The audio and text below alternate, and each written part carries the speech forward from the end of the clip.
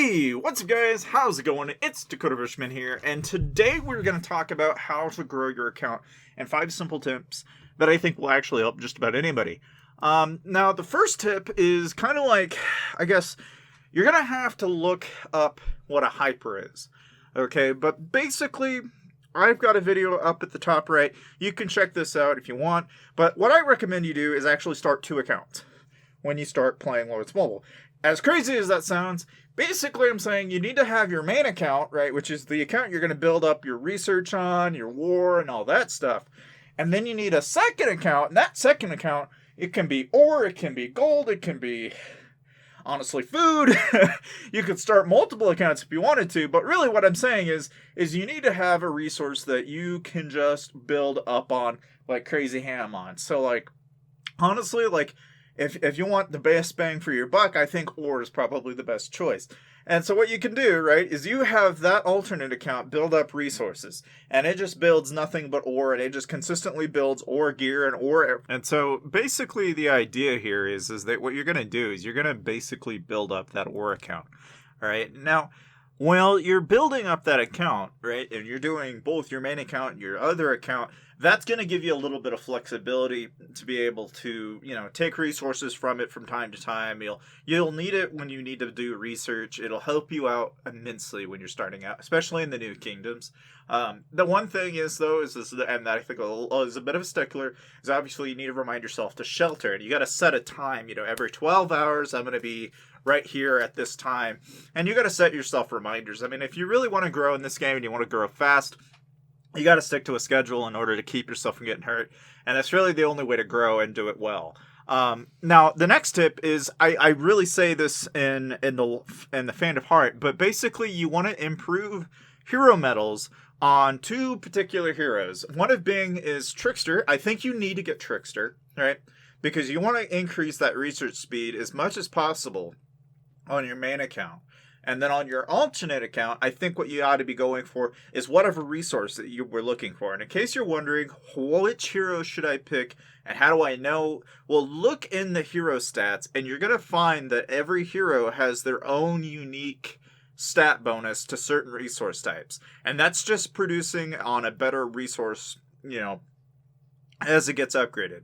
And so what I would do is, basically, as you go through the hero chapters, you can then start grinding on one hero chapter to continuously get that upgraded. And of course, now down the road, when you get your account like a little farther down the road and say like, the military tree, and you start getting into that, then you can increase your STA limit with military command. But all of that's more of a castle level 17 kind of thing, and you don't really touch it until towards the end. But the main thing is you want to focus on getting those reductions in training speed, research speed, and even construction speed. But for the most importance is you want to get that research speed, you want to get that construction speed, because that's just going to reduce the amount of time that it takes to do just about anything.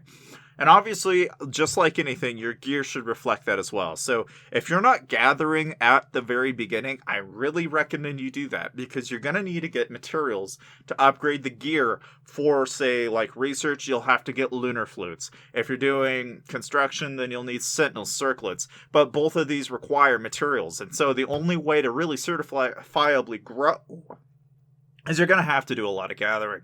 And that could be on certain gathering tiles. And you'll learn this as you go along, what you'll need, because you can always go to your workshop and see what they need.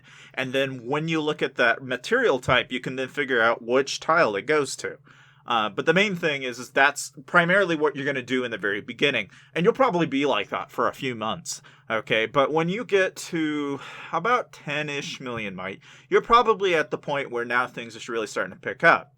Now, what I recommend for the third tip is that you probably should focus on being around players that are spending money. Okay, and I say this because really what you can do is, and although it's not very common, I've been telling people to do this, is that basically you can take the resources that you have, okay, and if you increase your supply capacity, right, which, in case you're wondering, what am I referring to? I'm talking about that trading post, that third building that you didn't really think anything about until just recently, right? Okay, is that what you can do is you can actually take the resources you have and you can turn around and give it to somebody else, but in return, if they have the gift feature, they can give you gemmed items like speed ups, like 24-hour speed ups. Now, it does vary from person to person, but most of the time it's usually like, okay, I'll give you 100 million food for 1,500 gems worth of 1 day speed ups. And a lot of the major kingdoms. I think with the smaller kingdoms, you can get away with a lot less. So, like, if you're trading like maybe a couple million food for, say, a 1 day shield, or maybe even for different things. Basically, the point is that whatever somebody's willing to trade, you can then turn around and give it to them, and they'll give you something back in return. But how do you avoid getting scammed? That's one thing that I can say without any deniable truth, is that most of the time these kind of gray areas in Lords Mobile where you have to go into it with a certifiable risk that you could potentially lose what you have.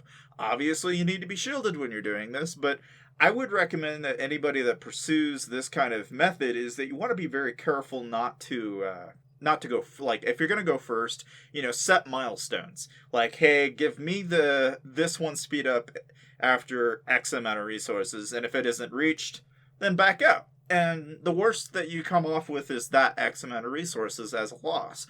But that's the risk that you take with going into that, particular trade, right? But overall, the overarching benefit of it is huge. Like, if they do end up paying on their end, then you wind up being able to build your account without ever spending any money, which I think is what most beginner players ought to really look into. However, my fourth tip is probably a little bit more safe, which is to say you need to work on your monster hunting tree. Okay, and what you can do is you can actually get yourself into guilds that do monster hunts on a regular basis, and that's a really great way to get yourself speed ups and gems and items. And although the Phantom Knight has been like a really cool event monster that's been out for the longest time, a lot of people have picked up on the fact that you can get more, rare materials from these monsters. You can sometimes get better resource counts and a lot of other different benefits that come along with their drop rates at different levels of monsters.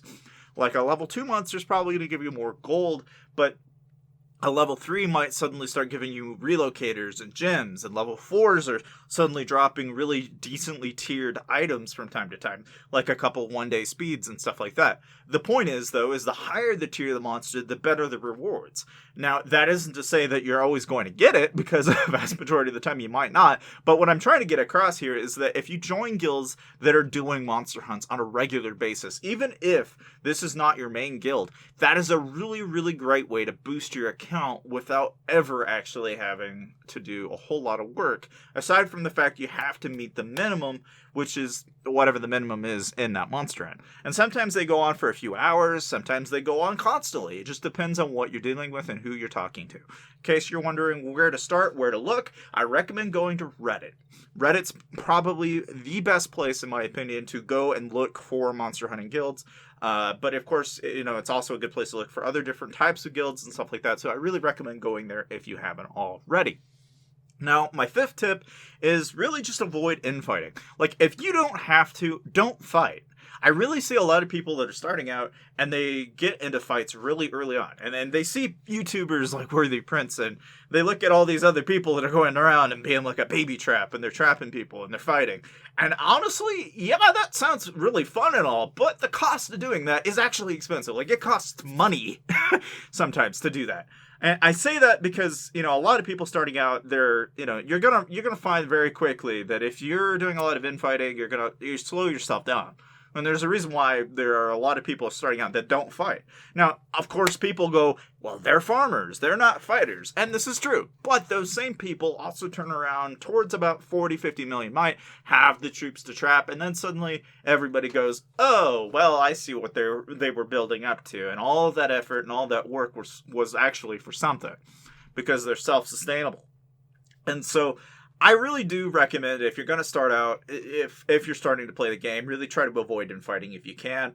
Stay sheltered, build yourself up. And then when you've actually gotten to a point where you can start solo trapping and you can actually defend yourself, that is when I think you should start fighting. But how do you know when to start solo trapping? How do you know whether or not, you have the right troop composition?